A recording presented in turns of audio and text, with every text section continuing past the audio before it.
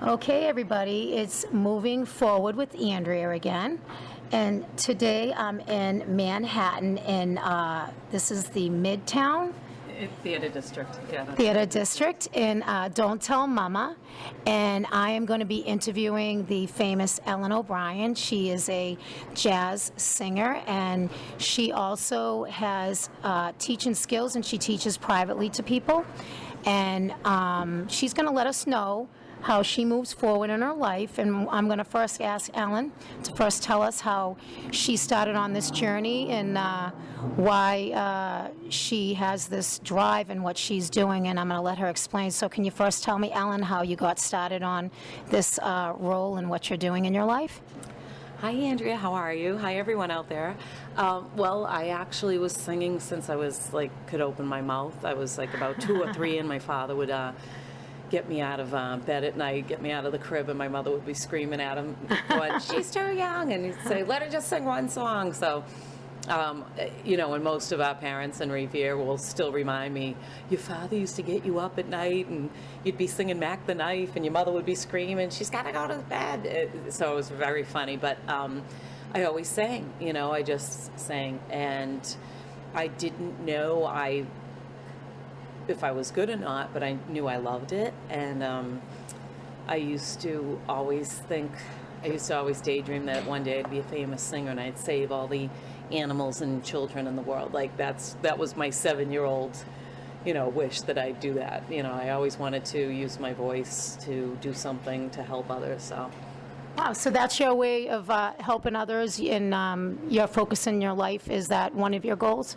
Absolutely. I believe that, and I'm not a great church goer. I grew up Irish Italian Catholic, okay. But I have a lot of faith, and I guess I'm very spiritual, if you want to say that. I am too. I truly believe that if you're given a gift of some sort, that it's your obligation or responsibility to give back to people, to be of service. Yeah. So I realized, after a while, that I do have a voice, and I know a lot of people in the world don't have a voice. So when you got started on that journey, you finished school and then you went to music school. What school did you go to, and how long were you there for, and what did you do after that? I knew, about 13, I realized I could sing, and just all the kids in Revere used to always stop me on the corner and take me to the parents' houses and say, "Come on, sing for my mother." So that basically was my schooling of how I learned to perform. I ended up going to the University of New Hampshire for 1 year. Didn't really feel comfortable there, and I transferred to Berklee College of Music. And I stayed there for 2 years. Can I ask you, did somebody inspire you to go to Berklee, or was it just you knew that was a great school? My father owned a bar on Revere Beach, and he used to have all the jazz musicians play at his bar on Sundays. So what was the name of the place? Buddy's Cafe, and now Wow. Sissy K's. So he used to have people come and play every Sunday, and I just really loved the jazz. And so they would be people that motivated me, Jimmy Mosher and Bert Seeger and all those guys that used to play at my father's place. So. Oh, great. So moving forward from that, you decided that, you're going to finish up school with the music, and then that you wanted to focus on your career. So how do you keep yourself moving forward? I mean, that's what this show's about, with trying to keep yourself moving ahead and not just plateauing and, just, spinning your wheels. Because, there's a lot of things going on around us all the time. How do you keep focused?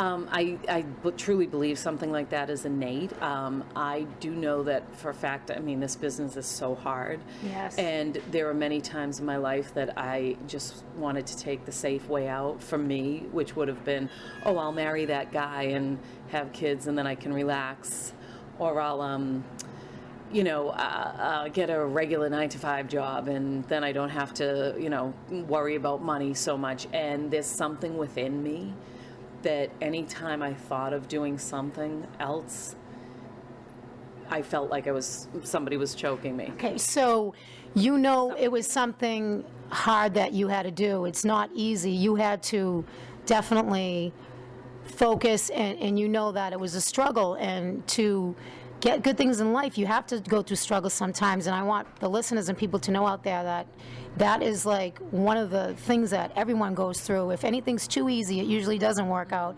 Anything in life that's hard is usually when we really accomplish things in life. Do you agree? Is that your way of thinking as well? Oh, absolutely. And I actually came to that. It took me a long time to get there. Yeah. Because, like I said, it was an innate feeling that anytime I was. So how did you overcome that? So one night I was 42 and I was sitting in my small apartment and I was just like, you know what, you're always worried and you're always like, maybe you're not happy and maybe you should do something else, and you can go get that real 9-to-5 job or you can go marry somebody, but is that what you want? And Exactly. And How did you figure that out, Ellen? because I forget what happened. I just was struggling so much in the money, and you're never making a lot of money in this business for a long time. So that one night, I was just like, it just all hit me. I said, I can go do those things. Nobody's got a gun to my head. Exactly. Or I can realize that being in the music business is very hard. You have to sacrifice. And there's going to be a lot of things that happen, struggles. But if you can have acceptance for it, and you love what you do so much that acceptance for all those struggles and everything you can have that acceptance, just keep going, And when I had that sense of peace, it brought a sense of peace about me that was like, oh. Okay, so you basically knew you were going to see the light at the end of the tunnel, but you knew it was going to be, you had to work for it. Absolutely. And what is the light at the end of the tunnel? I don't know if I'll ever win a Grammy Award. I don't know if I'll ever, make a living year-round singing everywhere. So but what's your focus then? My focus is, I just know that I was given some gift. And once again, it's just an innate thing that I'm supposed to do this. There's like some kind of invisible force that keeps driving me one way and keeps me focused. And I will tell you one thing. A gentleman said to me when I was only 14, and I'll never forget this as long as I live. He said, you have to be, if you want to be in the music business, you have to be like a horse at the races. They put blinders on the horses for a reason. They can't be distracted and look sideways or backwards. They can only look forward. And I've never forgotten Moving forward. that. Yeah, and it's like, I love to sing. This is what I was created to do. I have to do it no matter what. And it's hard, but when I get up on that stage or when I'm creating a song, there is no more joy. That's where my pure joy, that's where my essence is, and that's when I know this is what I'm supposed to do no matter what. Okay, so to keep you on that focus, you just keep those blinders on and you don't let anybody knock those down. You don't let anybody pull your wires out. You make sure that, and when people do try to do that, and I'm sure you've run across that because you know how it is, especially because you're really good, and I've heard so much about you, and I've known you for many years, and I know that you teach as well privately, and you also sing at where you work here at Don't Tell Mamas. And if anybody wants to find Ellen, can you just let us know when you are here? So if anybody's in New York City and Midtown, if they want to come around here in the theater district, they can come check you out and see how you sing, or maybe be inspired by you if they want to take some singing lessons. Well, I'm here every Monday, Thursday, happy hour, 4 to 8, and then Friday nights, 9 to 3 a.m. And I also have, on Facebook, I post all my gigs, and I have a website. But what's the website, hon? How can people get a hold of you? It's www.ellenobrien.com, all one word. Excellent. Okay, so when I put this together for you, I'm going to make sure I put that website up there so people are interested.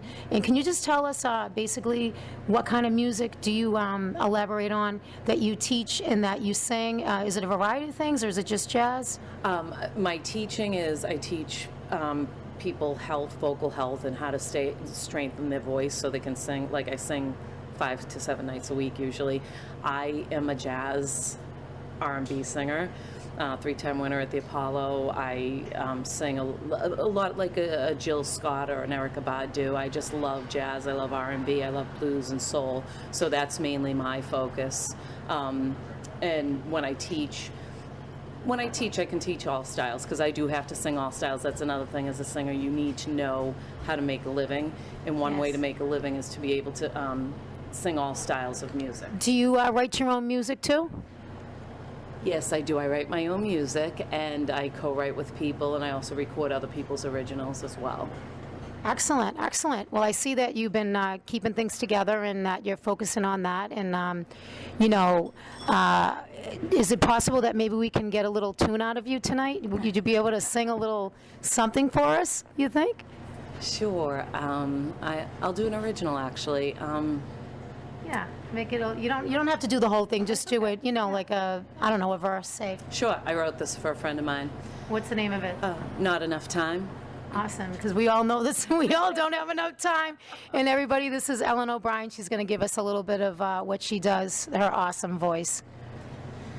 Think about all the songs that I could sing.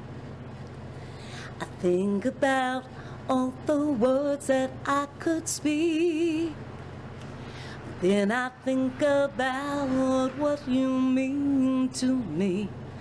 And there's not enough songs, not enough words, not enough time to tell you how I feel. We never grew up as the best of friends. You just came into my life moments ago, but I feel like I've known you forever. No one's touched my heart, no one's touched my soul, touched my life the way that you do. Oh my God, you just gave me the chills, Ellen. You are so incredible. I am so happy to be here right now and experience that. I love that you're here. You know what? Just the fact that you, with no music, raw. I mean, just is awesome. I really appreciate that, and I'm sure everyone that's going to hear this interview is going to love it just as much. You are truly inspiration to a lot of people, and I know that, and we all know that because a lot of people still keep in contact with you from childhood. So can you tell me what your future plans? I know you did say you want to keep on singing, but I know that you have written some albums, and you're still going to keep on doing that? Yes, I have more albums that I want to come out with. I have one coming out in December. It's a Kickstarter CD that I did that was funded by all my friends and fans. Wow. It's a live jazz CD. What's the name of it? I'm not sure yet. I have to think about it. So we'll have to keep you up on your website to keep it up. Definitely website and Facebook and Twitter. And then I have another jazz CD I'm going to be doing this winter. And my goal is to be singing in jazz festivals all around the world, all around the world, and just do a lot of service as well. Like I said, I do a lot of benefits and stuff like that. Okay, so I just want to wrap this up, and I want to just ask you one more thing. You know, what, because you know, I am writing a book, and all of my interviewees are going to have an opportunity to be a part of that book, and you have said a lot of good insights that are going to help people, but to help people keep moving forward in their life, what do you suggest, and what do you want to give for advice, would you say? Faith is huge, and that drives me, and that keeps me centered and Within yourself. Within myself. I mean, it's just one thing I had to learn is it doesn't matter what the externals are, as long as I keep my internals steady, steadfast, and focused with my faith. It definitely is a plus, and I would say find something that you're passionate about that gives you so much joy. The question I always ask teenagers, if you had all the money in the world and you didn't have to worry about paying bills, you know, and I'm saying this when they're ready to go to college because a lot of kids are like, I don't know what I want to do. I always say to them, what would you wake up and do every day anyway? If I had all the money in the world and I did not have to work, I still would wake up, sing, and try to be of service to others. Yeah, that's awesome. Excellent. And you know what the best thing too is, Ellen, is that to actually get paid for something that you love to do, because a lot of people in this world do things that they don't love as far as work's concerned. So if you can make money at that, I think that's a joy. But you know, you do have to do other things. It's very hard to keep the struggle, like you bartending, you do other stuff, which I think is very inspirational. And thank you so much, and thank you for having me here. And I'm definitely going to come visit you and come see you play. And for anyone out there that does want to see Ellen, you can check her out at www.ellenobrien.com. Thank you.